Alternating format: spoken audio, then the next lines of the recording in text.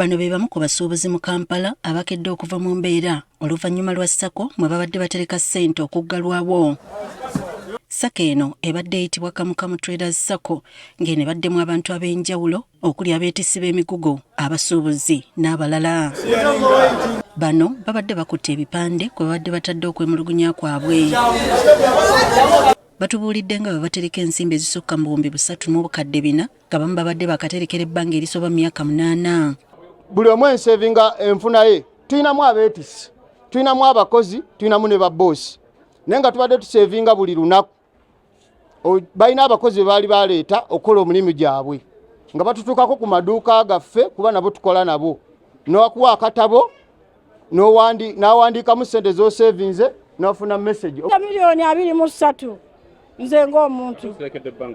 Nali nziterekedde emyezi 4, ezo za myezi 4. Mbanja milioni zange 10,15 naye bwe natandika ozibanja ne mbagamba basooke bampeko milioni 8 ne bantuza mu meeting baali bangi. Then ne bangamba by the end after election tugenda bawa ssente naye bwe nagendayo zibanja ogwaddako ne batazimpa. Balumiriza nti obuzibu buno bwatandika ku nkomero y'omwaka oguwedde abakulira SACCO eno bwe batandika okwebuzaabuza nga babasaba ensimbi zaabwe. Naye ensonga eno gye baakoze okuva mu mwezi gw'11 tubadde tubawa akasente kaffe nga basuubuzi bannaffe nga twabeesigisa ssente zaffe basituterekere basobole n'oziwola abalala. Naye batukoze bubi, batubulako, tubanoonya tetubalaba. Ja ne bagamba komawo enkya, komawo luli. Waliwo oyo omwami oyo omuwanvu oba yakulira security yaabwe. Najja n'agamba ssente tewaligenda, fuluma ne bakusindiikiriza azifu ssente waziwaayo mu ngeri ya kulwana. Twazibawanga twagala nga naffe twagala twekulaakulanyeko ng'abavubuka. Kati okumala ebbanga woofiisi ya SACCO ebadde esiiba nzigale. Ne bwe bagezezzaako okunoonya abakulembeze baabwe mpawo alabikako nga n'amasimu gaabwe tebagakwata. Hassan Muhoozi takkiriza yadde okwogera n'omuntu, yadde okuwuliriza omuntu wa wansi. Simanyi lwaki mwamuwa obukulu oba ffe twamuwa obukulu ye n'afuuka boss n'adda waggulu. Alinga yatuyingiza mu takisi nti twafuuka baki? Twafuuka abasaabaze. Bw'omala okuyingira takisi aba takyakuwuliriza. Chairman wa SACCO eno omwami Hassan Muhoozi tunoonya sekuritale omwami Sebulime Adrian amanyikiddwa nga Waswa. Tunoonya manager wa SACCO eno Waiswa Yosia. Tunoonya omwogezi waabwe Fred. Batubulako. Balaze wennyamivu olw'obutafuna kuyambibwa eri poliisi. Muhoozi Hassan okulaga nti ye aliko oluganda ne Muhoozi General Muhoozi Kainerugaba okulaba nga atisatiisa abantu okulaba nti tufuna ssente zaffe.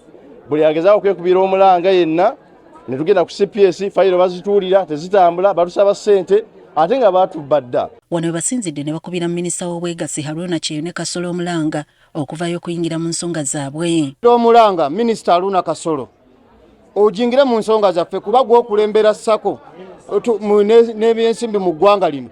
Otubuli oba SACCO eno ogimanyiko oba togimanyiiko. N'abantu bano mwami Hassan Muhoozi abadde atulaga nti akolagana n'abanene mu gavumenti n'abagagga b'omu Kampala. Tusaba mutuyambe abantu bano babba ssente z'abantu. Naffe ffennyini batubba kuba nze mbabanja ssente zange ezisukka mu milioni 13. Omwogezi wa poliisi mu Kampala n'emirirwano Rachel Kawala ategeezezza nga bayingidde dda mu nsonga eno. Kwata omuntu omu nga 8 omwezi guno ono eyali treasurer owa SACCO eno ng'ayitibwa Kaye Lawrence. Nga wetwogerera ono yasimbibwa mu mbuga z'amateeka era yatwalibwa kwa rimanda. Kawala bano abagomezza nga bwe bakyali ku muyiggo gw'abakulembeze ba SACCO eno okulaba nga bavunaanibwa. Tukola ekisoboka okulaba nga bonna abeenyigira mu kikolwa kino okuli chairperson owa SACCO eno, okuli secretary owa SACCO eno ne manager owa SACCO eno eya Kamukamu abakwatibwa amateeka gabavunaane.